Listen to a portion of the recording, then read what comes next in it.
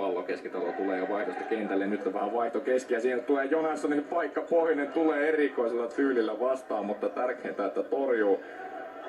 Ja sen hän myös tekee. Nyt on edelleen vaihto keski ja seuraava paikka Jonassonille ja nyt sitten torpataan kyllä nurin. Rankkarin arvoisesti siellä Jonasson ja sen jälkeen sitten ajaa Nurminen Pohjoisen päälle. Ja punaista lappua näytetään sitten Jonassonille, sillä hän torppaa Mäenpään siellä. No nyt oli sitten aikamoinen tapahtumaketju ajassa 55-13. Lohen punaista Nikko Jonassonille, joka tässä on jo suutaan louskuttanut aiemmista tilanteista. Lasse Vuolalle ja nyt riitti Vuolalle tämä, kun hän käy siellä vielä tilanteen jälkeen. Tässä ensimmäinen torppaus, sieltä kamppaa jollain tavalla Nurminen pohjoista ja tässä vielä Jonasson tulee sitten tuuppaa Mäenpään nurin ja ei epäröi Vuola yhtään siinä tilanteessa.